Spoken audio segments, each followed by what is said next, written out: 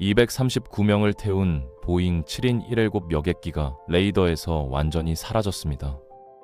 통신 시스템은 누군가에 의해 의도적으로 꺼졌고 비행기는 계획된 항로를 벗어나 미지의 방향으로 날아갔죠. 2014년 3월 8일 말레이시아 항공 370편에서 도대체 무슨 일이 벌어진 걸까요? 10년이 지난 지금도 그 누구도 정확한 답을 내놓지 못하고 있거든요. 이 미스터리한 사건의 진실을 파헤쳐 보겠습니다. 2014년 3월 8일 새벽 12시 41분 쿠알라룸푸르 국제공항은 고요했습니다. 대부분의 사람들이 잠든 시간이었죠. 하지만 이 시각 말레이시아 항공 370편은 베이징으로 향하는 6시간짜리 비행을 준비하고 있었거든요. 보잉 777의 202R 기종인 이 여객기에는 227명의 승객과 12명의 승무원이 탑승해 있었습니다. 기장 자하리 아마드 샤와 부기장 파리크 압둘 하미드는 출발 전 마지막 점검을 마쳤고 관제탑으로부터 이륙 허가를 받았죠. 엔진 소리가 커지면서 거대한 여객기가 활주로를 미끄러지듯 달리기 시작했습니다. 승객들은 좌석에 몸을 기댄 채 이륙의 순간을 기다렸죠. 창밖으로 공항의 불빛들이 빠르게 지나갔고 곧 바퀴가 지면에서 떨어지면서 370편은 하늘로 올라갔습니다. 새벽 공기를 가르며 상승하는 비행기 안에서는 대부분의 승객들이 이미 깊은 잠에 빠져 있었거든요. 아무도 몰랐죠. 이 비행기에 탄 239명 전원이 곧 세상에서 완전히 사라질 거라는 사실을 말입니다. 새벽 1시 1분 비행기는 순항 고도인 35,000피트에 도달했습니다. 약 1,700m 상공이었죠. 좌석 벨트 표시등이 꺼지자 승무원들은 기내 서비스를 준비하기 시작했습니다. 야간 비행이었기 때문에 대부분의 승객들은 여전히 잠들어 있었고 몇몇 사람들만 화장실을 다녀오거나 노트북으로 일을 하고 있었거든요. 지상의 레이더 기지들은 307편의 신호를 정상적으로 폭력적으로 포착하고 있었습니다. 모든 게 평범한 비행처럼 보였죠. 곧 말레이시아 영공을 벗어나 베트남 영공으로 진입할 예정이었습니다. 새벽 1시 7분 지상 관제소는 370편의 항공기 통신 주소 및 보고 시스템, 줄여서 ACARS라고 부르는 장치로부터 데이터를 수신했습니다. 이 시스템은 주기적으로 비행기의 상태와 주요 시스템들에 대한 정보를 지상으로 전송하는 장치거든요. 그런데 이게 마지막 통신이었습니다. 30분 후에야 관제탑은 깨달았죠. 누군가 ACARS 시스템을 꺼버렸다는 사실을 말입니다. 그것도 정확히 어떻게 작동하는지 아는 사람이 계획적으로 그렇게 한 겁니다. ACARS가 꺼지면서 지상의 레이더 기지들은 더 이상 비행기로부터 상세한 정보를 받을 수 없게 됐습니다. 하지만 그 순간에는 아무도 이상하다고 생각하지 않았죠. 시스템이 꺼졌다는 걸 알 방법이 없었거든요. 그런데 370편 내부에서는 뭔가 이상한 일이 벌어지고 있었습니다. 조종사 2명이 이 사실을 알고 있었는지 아니면 둘 중 한 명이 직접 시스템을 껐는지는 아무도 모릅니다. 하지만 이건 시작에 불과했죠. 새벽 1시 19분 말레이시아 관제소는 370편 조종석으로부터 메시지를 받았습니다. 부기장 파리크의 목소리로 추정됐죠. 그의 목소리는 전혀 긴장되지 않았고 뭔가 문제가 있다는 어떤 암시도 없었습니다. ACARS가 꺼진 상태였는데도 말이죠. 이게 파리크가 시스템을 조작했다는 의미는 아닙니다. 그가 뭐가 문제가 있다는 걸 인지하지 못했을 수도 있거든요. 하지만 이 메시지 이후로 기묘한 일들이 연속으로 일어나기 시작했습니다. 짧은 메시지를 마친 목소리는 알겠습니다. 안녕히 계세요. 라고 말하며 교신을 끝냈습니다. 베트남 영공에 진입하기 직전이었죠. 관제사들은 이 인사말을 특별하게 생각하지 않았습니다. 조종사들이 한 영공에서 다른 영공으로 넘어갈 때 흔히 쓰는 표현이었거든요. 그들은 일주일에 수백 번씩 듣는 평범한 인사말이었죠. 하지만 이번엔 달랐습니다. 안녕히 계세요가 370편 승무원과 승객들이 세상에 남긴 마지막 말이 될 줄은 아무도 몰랐죠. 새벽 1시 21분 370편이 남중국해 상공에서 베트남 영공으로 막 진입하는 순간 조종석에서 누군가 스위치를 내렸습니다. 트랜스폰더가 꺼진 겁니다. 이건 ACARS가 꺼진 것보다 훨씬 더 눈에 띄는 일이었죠. 트랜스폰더는 계속해서 레이더 기지에 비행기의 편명, 고도, 속도, 방향을 전송하는 장치거든요. HARS보다 훨씬 간단하게 끌 수 있는 장치이기도 했습니다. 트랜스폰더가 꺼지자 거대한 보인 77은 그저 레이더에 찍히는 정체불명의 점 하나가 되어버렸죠. 관제사들은 레이더 화면을 보다가 이상한 걸 발견했습니다. 수십 개의 작은 점들 중에서 편명도 없고 어떤 정보도 전송하지 않는 점이 하나 있었거든요. 그들은 그 비행체가 뭔지, 왜 정보를 보내지 않는지 알아내기 위해 집중해서 관찰하기 시작했습니다. 아직 심각하게 걱정한 단계는 아니었죠. 그냥 뭔가 이상하다고 생각했을 뿐입니다. 태국의 한 군사기지에서 레이더 감시를 하던 군인도 화면에 찍힌 그 점을 발견했습니다. 정체불명의 비행체가 기지 쪽으로 접근하고 있었거든요. 새벽 1시 21분에서 1시 28분 사이, 그 순간 아무도 몰랐습니다.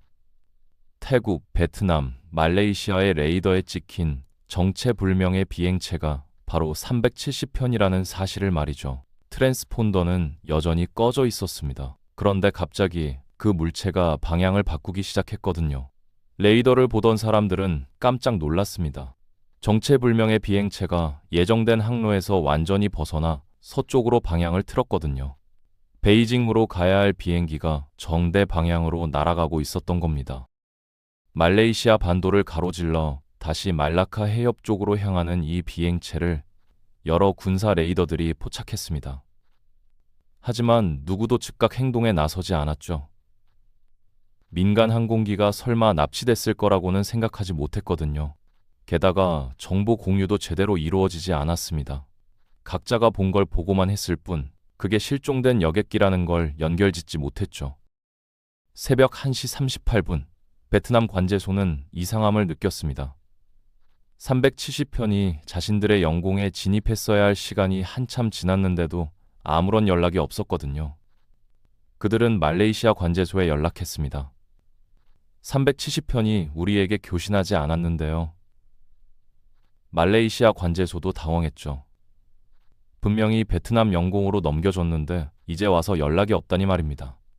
처음에는 단순한 통신 오류라고 생각했습니다. 하지만 시간이 지날수록 이게 심각한 문제라는 게 분명해졌죠.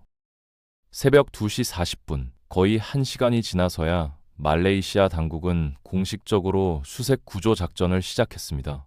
그들은 370편이 남중국해 어딘가에 추락했을 거라고 추정했죠. 베이징으로 가는 항로상에서 마지막으로 레이더에 포착됐으니까요. 수색팀들이 남중국해를 뒤지기 시작했습니다. 하지만 그들은 잘못된 곳을 찾고 있었거든요. 370편은 남중국해가 아니라 정반대 방향인 인도양 쪽으로 날아갔을 가능성이 높았으니까요. 며칠이 지나면서 상황은 점점 더 미궁에 빠졌습니다. 남중국해에서는 아무것도 발견되지 않았죠. 그러다가 충격적인 정보가 밝혀졌습니다. 군사 레이더 데이터를 분석한 결과 370편으로 추정되는 비행체가 말레이시아 반도를 가로질러 안다만해 쪽으로 날아간 게 확인된 겁니다. 이건 완전히 다른 이야기였죠. 조종사가 의도적으로 비행기를 돌렸다는 의미였거든요. 더 놀라운 사실도 드러났습니다.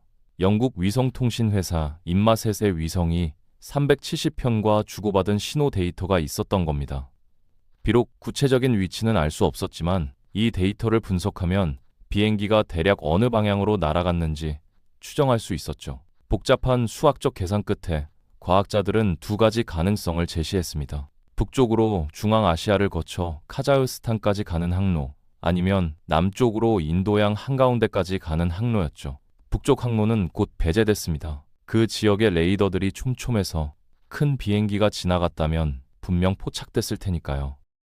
그렇다면 남은 건 하나였습니다. 370편 인도양 남쪽 깊숙한 곳으로 날아갔고 연료가 떨어질 때까지 비행한 뒤 바다에 추락했을 가능성이 가장 높았죠. 문제는 그 바다가 얼마나 넓고 깊은지였습니다. 수색 범위만 해도 12제곱노미터에 달했거든요. 게다가 수심이 4,000m에서 6,000m에 이르는 지역이었습니다. 바다 밑바닥을 뒤진다는 건 상상을 초월하는 작업이었죠. 여러 나라가 힘을 합쳐 역사상 가장 큰 규모의 수색 작전을 펼쳤습니다. 호주가 수색을 주도했고 중국, 말레이시아를 비롯한 여러 나라들이 참여했죠. 최첨단 수중 탐지 장비들이 투입됐고 무인 잠수정들이 깊은 바다 밑을 샅샅이 훑었습니다. 하지만 몇 달이 지나도 370편의 흔적은 전혀 발견되지 않았거든요. 수색팀들은 계속 범위를 넓혀가며 찾았지만 바다는 너무 넓고 깊었습니다. 2015년 7월 놀라운 일이 일어났습니다. 레위니옹 섬이라는 아프리카 동쪽의 작은 섬 해변에서 비행기 날개 일부가 발견된 겁니다. 전문가들이 분석한 결과 이게 보잉 777의 플랩이론이라는 부품이라는 게 확인됐죠. 그리고 일련 번호를 추적한 결과 이게 바로 370편에서 떨어져 나온 부품이라는 게 확실해졌습니다. 이건 엄청난 발견이었죠. 370편이 정말로 인도양에 추락했다는 물리적 증거가 처음으로 나온 거니까요. 그 이후로 몇 년 동안 인도양 연안의 여러 섬과 해변에서 370편의 잔해로 추정되는 조각들이 계속 발견됐습니다. 탄자니아, 모잠비크, 남아프리카 공화국, 모리셔스 등 여러 곳에서 말이죠. 해류에 떠밀려온 것들이었습니다. 전문가들은 이 잔해들의 발견 위치와 해류의 패턴을 분석해서 비행기가 추락한 지점을 더 정확하게 추정하려고 했죠. 하지만 정작 가장 중요한 것, 즉 비행기의 주 잔해와 블랙박스는 여전히 발견되지 않았습니다. 2017년 1월 약 3년간의 수색 끝에 공식 수색 작전이 중단됐습니다. 12제곱킬로미터를 뒤졌지만 주 잔해는 찾지 못했죠. 막대한 비용이 들어갔지만 결과는 없었습니다. 유가족들은 절망했고 세계는 충격에 빠졌거든요. 21세기에 거대한 여객기가 그냥 사라질 수 있다는 게 믿기지 않았습니다. 2018년에 민간 탐사 회사가 새로운 수색을 시도했지만 이것도 결국 실패로 끝났죠. 그렇다면 도대체 370편에서 무슨 일이 있었던 걸까요? 통신 시스템들이 꺼지고 비행기가 항로를 벗어나 인도양으로 날아간 이유는 뭘까요? 전문가들과 조사관들은 여러 가지 이론을 제시했습니다. 가장 먼저 나온 건 기술적 결함이나 화재 같은 사고였죠. 어쩌면 조종석에 화재가 발생해서 조종사들이 가장 가까운 공항으로 회항하려다가 사고가 난 걸 수도 있다는 겁니다. 연기 때문에 조종사들이 의식을 잃었고 비행기는 자동 조종으로 계속 날아가다가 연료가 떨어져 추락했을 거라는 시나리오였죠. 하지만 이 이론에는 큰 문제가 있었습니다. 만약 비상 상황이었다면 조종사들이 비상 신호를 보냈을 텐데 그런 게 전혀 없었거든요. 게다가 ACARS와 트랜스폰더가 꺼진 순서와 타이밍을 보면 이게 우연이 아니라 누군가 의도적으로 그렇게 한 것처럼 보였습니다. 그리고 비행기가 날아간 경로도 단순히 자동 조종으로 직진한 게 아니라 복잡하게 방향을 바꾸며 날아간 흔적이 있었죠. 이건 사고가 아니라 누군가 비행기를 조종했다는 의미였습니다. 그렇다면 누가 비행기를 조종했을까요? 가장 유력한 용의자는 조종사들이었습니다. 기장 자하리 아마드 샤는 53세의 베테랑 조종사였죠. 18,000시간이 넘는 비행 경력을 가진 숙련된 파일럿이었습니다. 그는 집에 비행 시뮬레이터까지 갖춰놓을 정도로 비행을 사랑하는 사람이었거든요. 부기장 파리크 압둘 하미드는 27세의 젊은 조종사였습니다. 비행 경력은 2,800시간 정도로 상대적으로 짧았지만 능력 있고 성실한 조종사로 평가받았죠. 조사관들은 두 조종사의 과거를 철저히 조사했습니다. 재정 상태, 가족 관계, 정치적 성향, 건강 상태 등 모든 걸 파헤쳤죠. 하지만 특별히 문제가 될 만한 건 발견되지 않았습니다. 자하리는 안정적인 가정을 꾸리고 있었고 재정적으로도 문제가 없었거든요. 정치적으로는 야당을 지지했지만 이게 비행기를 납치할 동기가 될 만한 건 아니었죠. 파리크도 마찬가지였습니다. 곧 결혼할 예정이었고 미래에 대한 희망이 있는 젊은이였죠. 그런데 몇 가지 의심스러운 점들이 있었습니다. 자하리의 집에 있던 비행 시뮬레이터를 분석한 결과 그가 인도양 남쪽으로 비행하는 시뮬레이션을 해본 적이 있다는 게 발견된 겁니다. 이게 우연의 일치일까요? 아니면 계획된 행동이었을까요? 조사관들도 확신하지 못했습니다. 많은 조종사들이 시뮬레이터로 온갖 시나리오를 연습하니까요. 그렇다고 이게 범죄 계획의 증거라고 단정할 수는 없었죠. 조종사 자살설이 힘을 얻는 이유는 과거 사례가 있기 때문입니다. 1999년 이집트 항공 990편 사고가 그랬죠. 부기장이 의도적으로 비행기를 추락시켜 217명이 사망했습니다. 2015년에는 독일 저머닝스 항공 9525편에서 부조종사가 일부러 비행기를 알프스 산맥에 충돌시켜 150명이 목숨을 잃었거든요. 그 부조종사는 우울증을 앓고 있었고 의사로부터 비행지 판정을 받았지만 이를 숨기고 비행을 했던 겁니다. 하지만 370편의 경우는 달랐습니다. 두 조종사 모두 정신건강 검진에서 이상이 없었고 우울증이나 다른 정신질환의 징후도 발견되지 않았거든요. 물론 정신건강 문제는 겉으로 드러나지 않을 수도 있습니다. 가족이나 동료들도 모르게 혼자 속으로 앓을 수 있죠. 하지만 증거가 없는 상황에서 조종사를 범인으로 단정하기는 어려웠습니다. 또 다른 가능성은 납치였습니다. 누군가 비행기를 납치해서 어딘가로 끌고 갔다는 거죠. 하지만 이것도 문제가 많은 이론이었습니다. 9.11 테러 이후 조종석 문은 강화됐고 안에서만 열 수 있게 됐거든요. 승객이나 승무원이 조종석에 침입하는 건 거의 불가능해졌습니다. 게다가 370편에는 239명이나 되는 사람들이 타고 있었죠. 누군가 비행기를 납치하려 했다면 다른 승객들이 가만히 있었을 리 없습니다. 일부는 370편에 탔던 이란인 2명을 의심했습니다. 그들은 도난당한 이탈리아와 오스트리아 여권으로 탑승했거든요. 하지만 조사 결과 이들은 그냥 불법 이민자들이었을 뿐 테러리스트는 아니었습니다. 유럽으로 밀입국하려고 위조 여권을 산 거였죠. 승무원들도 용의선상에 올랐지만 이들 모두 가정이 있었고 비행기를 조종할 기술적 지식도 없었습니다. 좀 더 극단적인 이론도 있습니다. 비행기에 몰래 숨어있던 사람이 있었다는 거죠. 조종석 바로 아래에 있는 전자장비실에 누군가 숨어들 수 있었고 그곳에서 트랜스폰더를 끌 수 있었다는 겁니다. 말레이시아 항공에 원한을 품은 직원이 복수를 하려고 그랬을 수도 있다는 거죠. 하지만 이것도 추측일 뿐 증거는 없습니다. 음모론자들은 더 대담한 주장을 펼쳤습니다. 러시아가 관련됐다는 거죠. 370편이 실종된 바로 그 시기에 러시아는 우크라이나의 크림반도를 병합하고 있었거든요. 전 세계가 러시아를 비난하고 제재를 준비하던 때였습니다. 그런데 370편이 실종되면서 언론의 관심이 그쪽으로 쏠렸죠. 크림반도 뉴스는 뒷전으로 밀렸고 모두가 실종된 비행기에 대해서만 이야기했습니다. 어떤 사람들은 이게 러시아의 심리전이었다고 주장합니다. 세계의 관심을 돌리기 위해 비행기를 납치했다는 거죠. 더 나아가서 370편이 실제로는 인도양에 추락하지 않았다는 주장도 있습니다. 위성 데이터가 조작됐고 비행기는 북쪽 항로로 날아가 카자흐스탄 어딘가에 착륙했다는 겁니다. 러시아나 다른 세력이 비행기를 훔쳐간 거라는 거죠. 물론 이런 주장들은 증거가 전혀 없습니다. 그냥 상상에 불과하죠. 현실적으로 보면 가장 가능성 높은 시나리오는 이겁니다. 조종사 중 한 명이 어떤 이유에서인지 비행기를 납치했고 의도적으로 인도양 깊은 곳으로 날아가 추락시켰다는 거죠. 모든 증거와 데이터가 이 방향을 가리키고 있거든요. ACARS와 트랜스폰더가 의도적으로 꺼졌고 비행 경로도 계획적으로 변경됐습니다.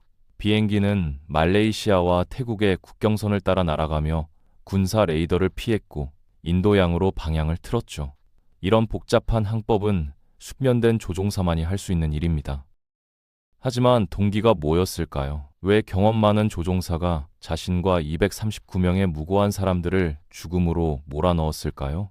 이게 가장 큰 수수께끼입니다. 조사에서는 아무런 동기도 발견되지 않았거든요. 자아리는 정신적으로 안정적이었고 파리크는 앞날이 밝은 젊은이였습니다. 그 누구도 이런 끔찍한 일을 저지를 이유가 없어 보였죠. 어떤 전문가들은 이렇게 말합니다. 우리가 모르는 뭔가가 있었을 거라고. 개인적인 위기, 정신적 붕괴, 알 수 없는 동기가 있었을 거라고 말이죠. 하지만 그게 뭔지는 영원히 알 수 없을지도 모릅니다. 블랙박스를 찾지 못하는 한 조종석에서 무슨 일이 있었는지 정확히 알 방법이 없거든요. 인도양은 너무 넓고 깊습니다. 해양의 80% 이상이 아직 탐사되지 않았고 지도에도 제대로 표시되지 않은 곳이 대부분이죠. 370편의 잔해를 찾는 건 건초더미에서 바늘 찾기보다 어려운 일입니다. 수심 5,000m가 넘는 곳에 가라앉아 있을 비행기를 찾는다는 건 현재 기술로도 엄청나게 어려운 작업이거든요. 2023년 현재까지도 370편의 주 잔해는 발견되지 않았습니다. 공식 수색은 끝났고 이제는 몇몇 연구자들과 열정적인 개인들만이 진실을 밝히기 위해 노력하고 있죠. 유가족들은 여전히 답을 기다리고 있습니다. 사랑하는 사람들에게 무슨 일이 있었는지, 어디에 있는지 알고 싶어 하죠. 하지만 시간이 갈수록 진실을 밝힐 가능성은 점점 희미해지고 있습니다. 370편의 실종은 현대 항공 역사상 가장 미스터리한 사건으로 남을 것입니다. 21세기의 첨단 기술로 무장한 세상에서 거대한 여객기가 239명과 함께 그냥 사라져버릴 수 있다는 사실이 우리에게 많은 걸 생각하게 합니다. 우리의 기술이 생각보다 완벽하지 않다는 것, 바다가 여전히 인간이 정복하지 못한 영역이라는 것, 그리고 때로는 질문에 대한 답을 영원히 얻지 못할 수도 있다는 것을 말이죠. 유가족들은 아직도 수색이 재개되기를 바라고 있습니다. 그들에게 조금이나마 위로가 될 수 있도록 사랑하는 이들의 마지막을 알고 싶어 하죠. 하지만 현실은 냉혹합니다. 비용과 효율성을 따지는 정부와 기업들은 더 이상 수색에 투자하기를 꺼려하거든요. 실패의 가능성이 너무 높고 성공한다 해도 얻을 수 있는 건 많지 않으니까요. 그래도 포기하지 않는 사람들이 있습니다. 독립 연구자들, 항공 전문가들, 해양 과학자들이 여전히 데이터를 분석하고 새로운 이론을 세우고 있죠. 인공위성 이미지를 뒤지고 해류 패턴을 연구하고 잔해 포류 경로를 추적하면서 진실에 다가가려 노력합니다. 언젠가는 우연이라도 370편의 주 잔해가 발견될 수 있을 거라는 희망을 버리지 않고 있는 겁니다. 기술은 계속 발전하고 있습니다. 수중 탐사 기술도 나날이 좋아지고 있죠. 10년 전에는 불가능했던 일들이 지금은 가능해지고 있습니다. 어쩌면 몇 년 후 새로운 기술로 무장한 탐사팀이 마침내 370편을 찾아낼 수도 있습니다. 그때가 되면 우리는 마침내 그날 밤 정확히 무슨 일이 있었는지 알게 될지도 모르죠. 하지만 그때까지 370편의 실종은 미스터리로 남을 겁니다. 수많은 이론과 추측이 난무하지만 확실한 건 아무것도 없습니다. 우리가 확실히 아는 건 단 하나뿐이죠. 2014년 3월 8일 239명의 사람들이 말레이시아 항공 370편에 탑승해서 하늘로 올라갔고 그 후로 그들은 세상에서 완전히 사라졌다는 것뿐입니다.